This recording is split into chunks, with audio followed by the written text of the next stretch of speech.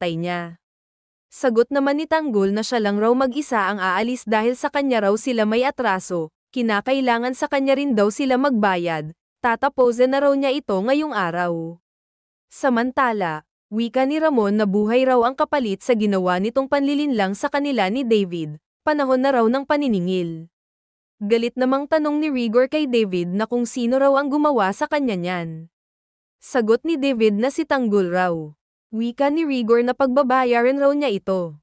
Sa pagdating nga nila Ramon sa San Dimas.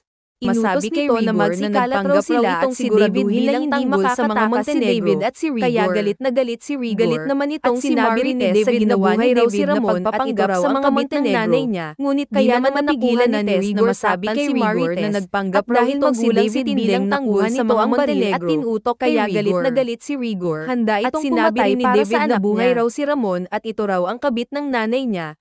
Kaya naman nakuha na ni Rigor saktan si Marites. At dahil magulang si Tindeng nakuha nito ang baril at tinutok kay Rigor.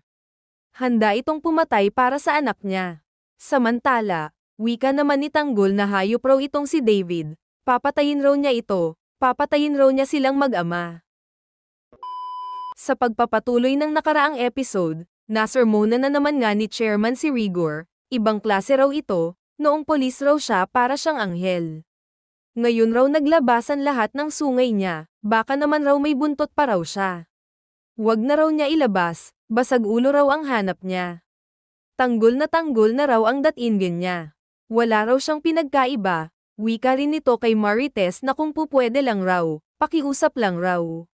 Ayusin raw niya ang pamilya niya, at umayos raw yung kinukwento niya sa kanila na anak ni Ramon Montenegro.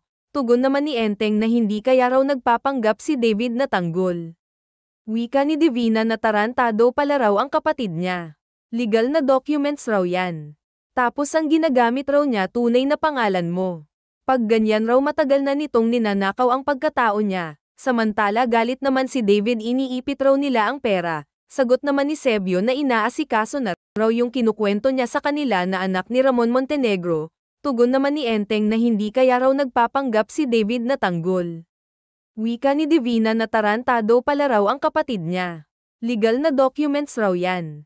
Tapos ang ginagamit raw niya tunay na pangalan mo. Pag ganyan raw matagal na nitong ninanakaw ang pagkatao niya. Samantala galit naman si David iniipit raw nila ang pera. Sagot naman ni Sebio na inaasikaso na